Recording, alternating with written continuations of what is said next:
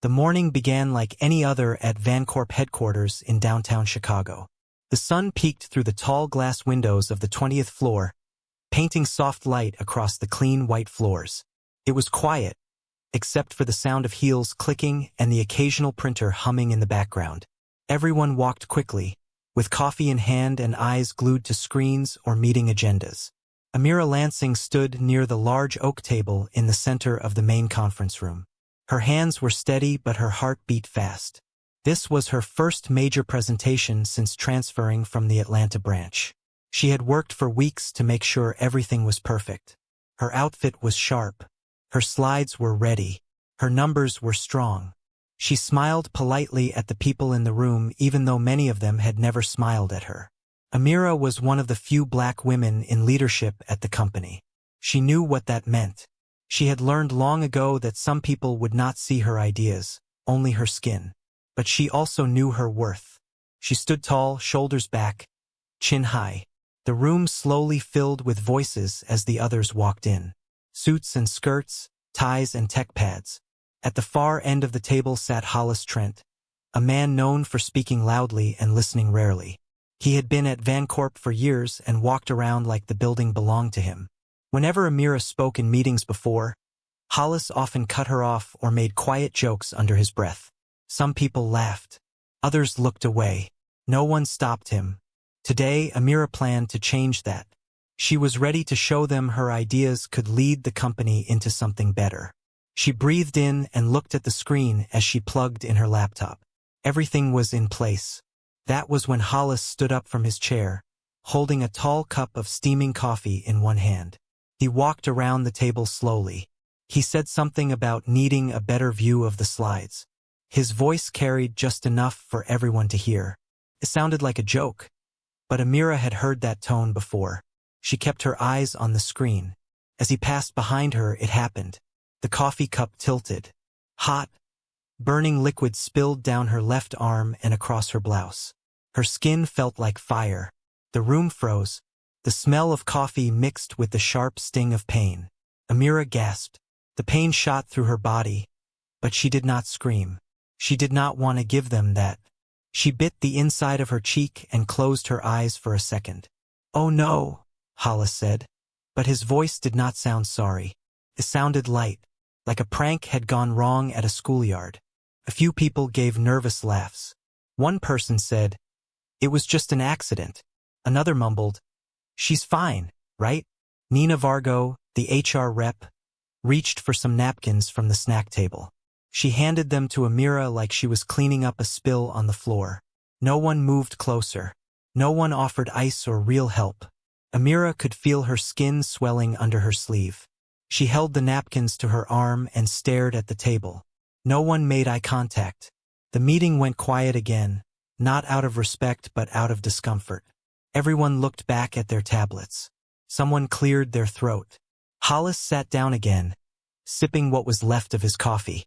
Amira did not say anything. She gathered her things and walked out of the room without a sound. Her heels clicked across the floor, sharp and slow. Every step echoed. No one followed her. No one asked if she needed help. What none of them noticed was the man standing just outside the glass wall of the conference room. His name was Elijah Vance. He was the president of the company. Most of them had only seen him during big announcements or press meetings. Today, he had chosen to walk the floor without a crowd. Today, he had stood there just in time to see the coffee spill and the silence that followed. He watched it all. His face did not change, but his eyes did. They followed Amira as she walked down the hallway, holding pain in one hand and pride in the other. He stayed where he was, quiet like the wind before a storm. He said nothing, but he had seen everything, and he would remember. The building stood tall under the cloudy afternoon sky. From the outside, it looked like a place where smart people did important things. Glass panels reflected the city below. Inside, however, something invisible floated through the air like smoke. It was not something you could touch. It was something you could feel. Whispers. They did not begin loudly. They never do. They started in corners, near the water coolers, over warm bagels, inside shared messages on company chats. They slipped between fingers like grains of sand. Did you hear what happened to Amira? Was it really an accident? She kind of overreacted. It was just coffee. These were not questions people asked to find the truth. These were questions people asked to avoid it. Some employees who had seen the coffee spill said nothing at all. A few smiled awkwardly at Amira when they passed her in the hallway, then looked down at their phones before walking away. No one asked how her arm was healing. Amira returned to work the next day. She wore a long-sleeved shirt to cover the soft red burn that ran down her arm like a slow river. She moved quietly through the office. Her voice was calm when she spoke, but her eyes were sharp. She noticed everything. She noticed how the team stopped inviting her to morning prep calls. She noticed how her Slack messages went unread longer than usual. She noticed how her ideas were now repeated by others in meetings and how the credit floated away like steam. She had seen this before in other offices and other jobs. It always started the same way. Something unfair would happen. People would say nothing. Then they would act like you were the problem for not letting it go. She was used to silence, but she never accepted it. In the small break room on the 10th floor, 2 employees were whispering again. One was stirring sugar into a tea. The other leaned against the counter, speaking low and fast. I just think she is a little too sensitive. If she can't take a joke, maybe she is not built for leadership. They both laughed a little. That laugh. That sharp little laugh that stings like a paper cut. Amira walked in just as the spoon clinked against the side of the cup. The room went quiet. The 2 employees looked at their phones as if they were suddenly busy. Amira did not say anything. She opened the fridge and pulled out a small bottle of water. Her hand trembled slightly, not from fear, from control. Take strength to stay still when the air is heavy. She walked out without a word. Later that day, Nina Vargo from Human Resources stopped by Amira's desk. Her voice was sweet, almost like syrup. She smiled too much. Hey Amira, I just wanted to check in. Are you doing okay? I know the coffee thing was kind of a mess, but you know Hollis is just Hollis. He is like that with everyone. Let's not make this into a whole thing. Sometimes it is better to move forward without looking back. Amira looked up from her screen. She wanted to ask Nina if she had ever burned her skin on purpose to get attention. She wanted to ask if Nina had ever been made small in front of a room full of people and told it was just bad luck. But she said nothing. Instead, she smiled. Thank you for checking in, Nina. I'll keep that in mind. Nina seemed relieved. She gave a little nod and walked away. Amira's smile faded the second she was gone. That night, Amira sat at her desk at home. The room was dim, lit by a small lamp in the corner. She opened her laptop and clicked a folder labeled Private. Inside were video recordings, not of others, of herself. She pressed record and looked into the webcam. Her voice was low and steady. Today I was burned, then forgotten, then blamed. She paused and took a breath. I have been through worse, but that does not make this okay. She rubbed her arm gently. The burn had begun to heal, but the memory of it was fresh. They think if they ignore me long enough I will disappear. But I will not. She clicked save. Then she closed the laptop. Elsewhere in the city, a black car pulled into a quiet driveway. Inside it, Elijah Vance sat in the back seat. He had just returned from a day of meetings and quiet watching. He had not forgotten what he had seen. He had not spoken to anyone about it yet. He stepped into his home and placed his coat over the back of a chair. In the kitchen, Amira was already there. She was wearing comfortable clothes now. Her hair was tied back. She moved around the kitchen like someone who had done this 100 times. Elijah said nothing at first. He poured 2 glasses of water and handed her one. She took it and sat down at the table. He joined her. For a long time they did not speak. Finally, she broke the silence. I think I might quit. He looked at her and nodded slowly. His face was calm, but inside something was shifting. Not yet. Give me until Friday. She looked at him, unsure what that meant, but she trusted him. She always had. Outside, the wind moved through the trees. Inside, something quiet and powerful was beginning to grow. The next morning arrived with the same soft light stretching across the polished floors of Vancorp. The quiet hum of machines and clicking keyboards filled the open workspaces. On the surface, everything seemed the same. The same faces moved through the halls. The same smiles appeared when a manager passed by. The same voices chatted lightly in the elevator about coffee and meetings and weather. But underneath all of it, something else was moving. Something real. Something heavy. Inside his office on the top floor, Elijah Vance sat still behind a wide glass desk. The room around him was sleek and quiet. Nothing cluttered the space. A single photo frame sat on the corner of his desk. In it was a picture of Amira smiling on a beach. Her hair was blowing in the wind. She looked free. He stared at the photo for a moment before turning to his laptop. His fingers moved quickly as he pulled up a long thread of internal reports. The performance reviews, the diversity data, the complaints that never became real cases. He had asked for everything. He had asked quietly. He had wanted to see the truth before anyone had time to hide it. The coffee incident was just one drop in a much larger storm. The spill had been public, but the signs had been there for months. Elijah had known that when Amira transferred to the Chicago office, things might get difficult. Not because she was not qualified. She was more than qualified. She had led projects across 5 cities. She had saved the Atlanta office from collapse during a critical product launch. She had trained teams and lifted numbers and kept her cool under fire. But none of that stopped people from treating her like she did not belong. He had seen it too many times. He had seen it in other women, other leaders, other people who looked like her and sounded like her, smart and calm and strong, until they were cornered. And when they pushed back, they were called angry. When they stayed silent, they were called weak. It was a game they never admitted was being played. But Elijah saw it, and now he was ready to end it. He called in a quiet audit team, not the kind that made big noise, the kind that moved like shadows.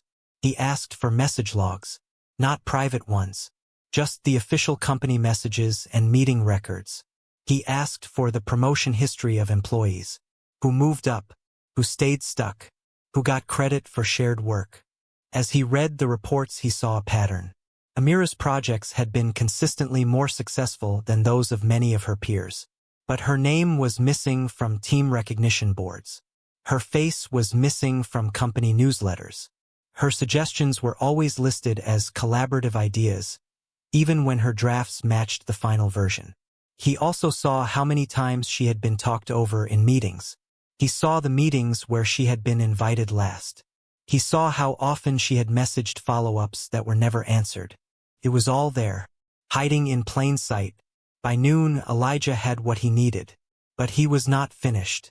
He picked up his phone and made a call. Send her in. Amira entered the office wearing a dark green blouse with sleeves that reached her wrists. Her steps were steady. Her eyes were clear. She looked at Elijah not as a husband but as a president. She sat down across from him and waited. He studied her face for a moment. He wanted to take her hand. He wanted to say sorry for every moment she had to carry herself alone. But that was not why she was here. Not yet. He leaned forward. I need you to tell me everything. Amira blinked once and nodded. She told him everything. Not with anger. Not with tears. With truth.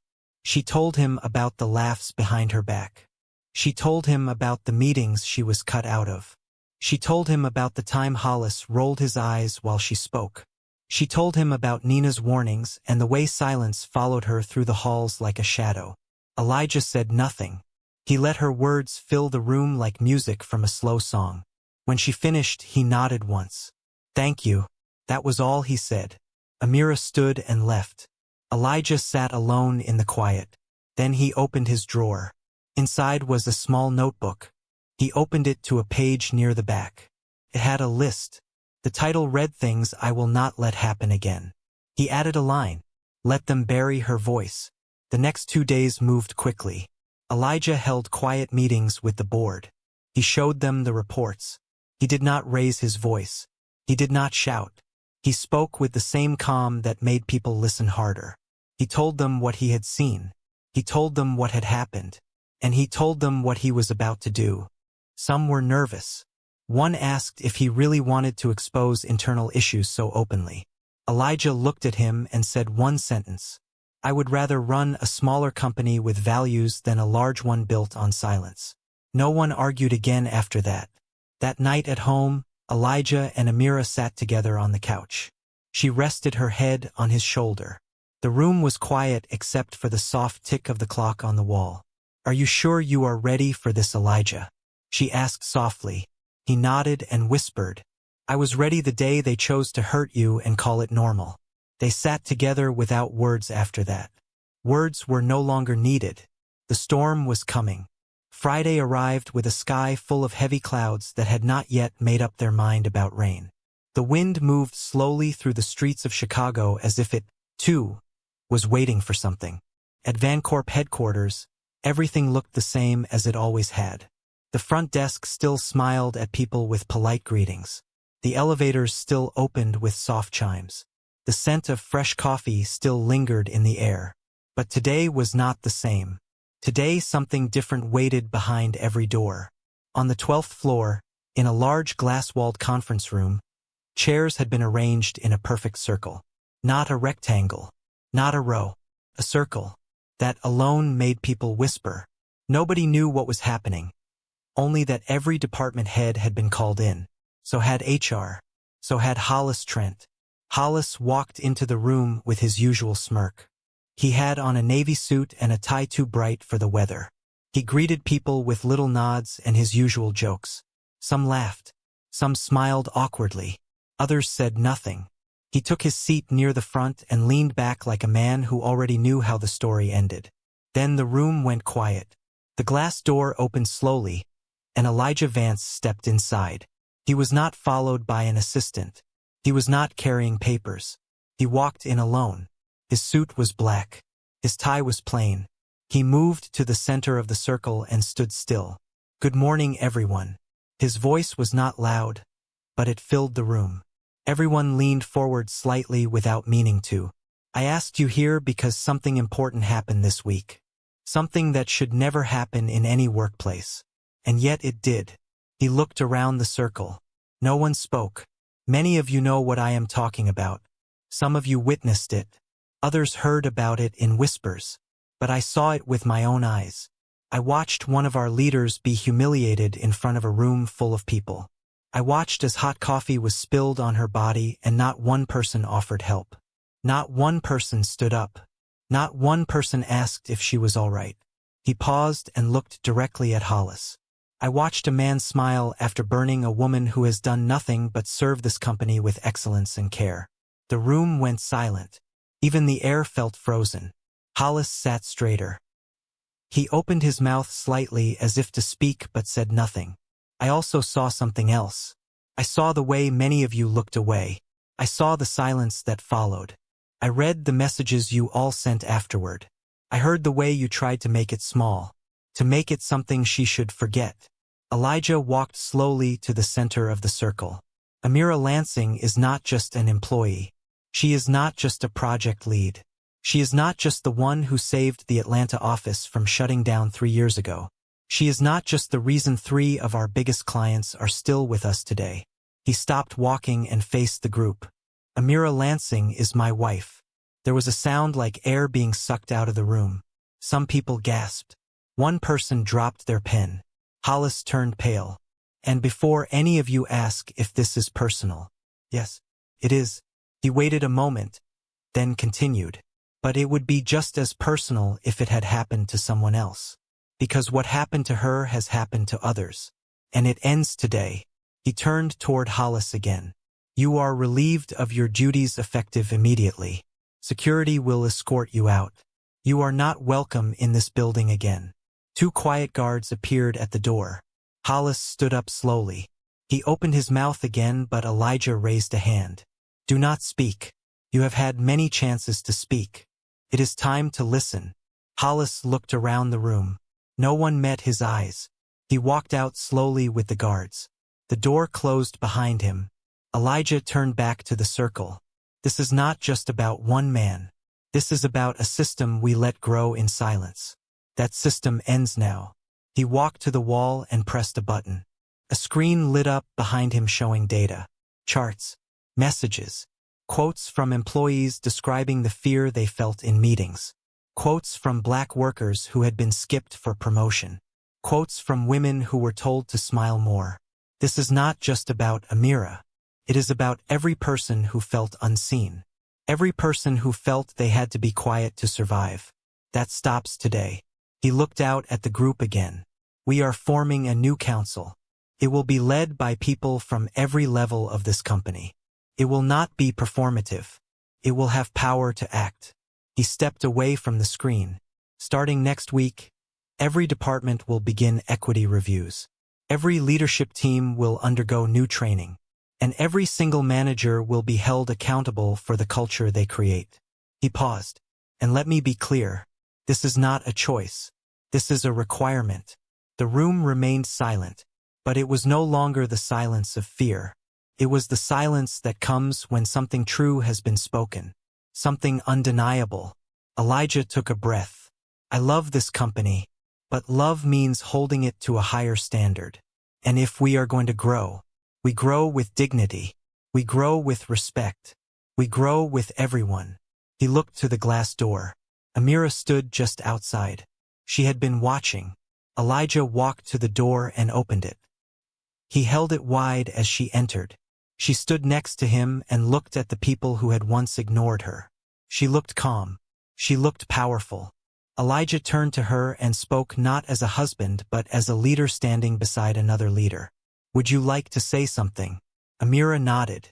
She stepped into the center of the circle and looked at every face. I am not here for revenge. I am here for justice. And I am here to remind you that kindness is not weakness. That strength does not have to be cruel. That black women do not need to prove their worth every time they speak. She looked around slowly.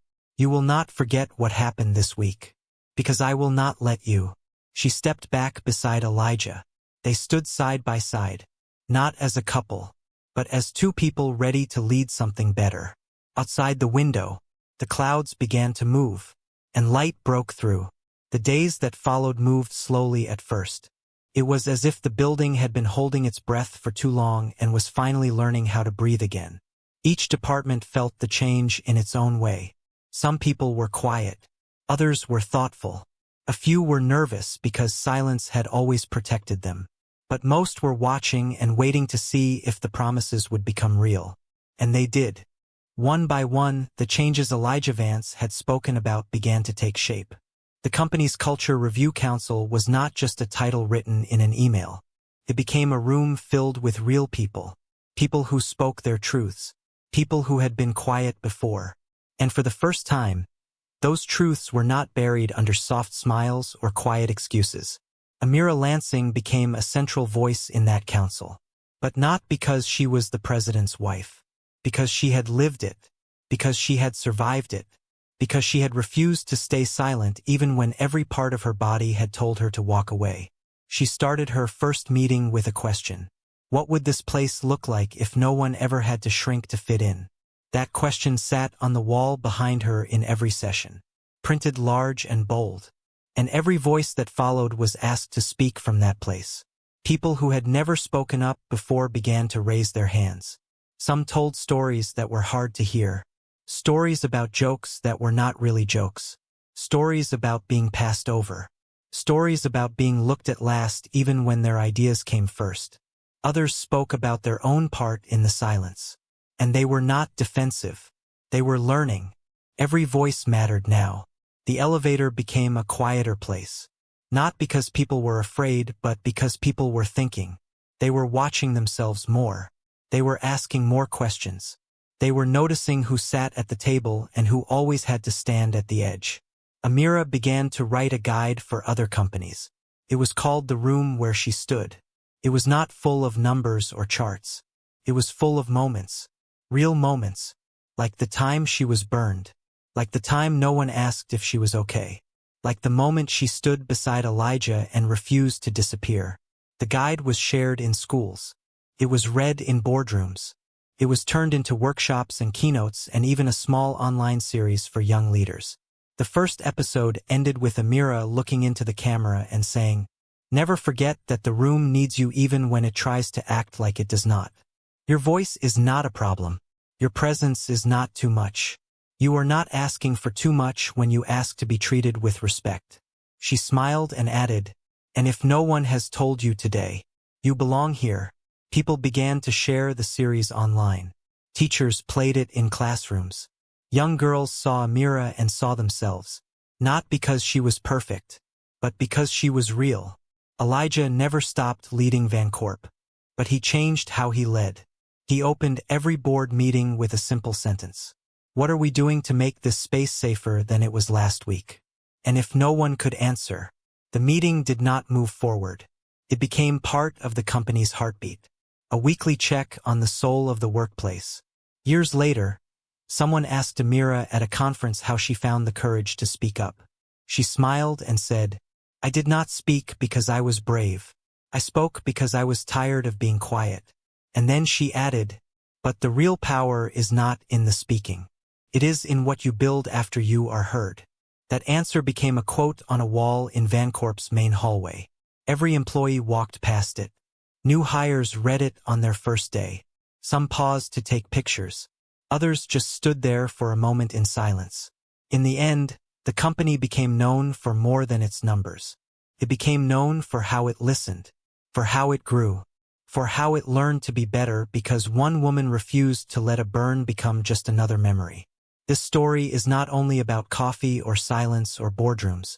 This story is about standing when no one else will. It is about building spaces where the smallest voice is still heard.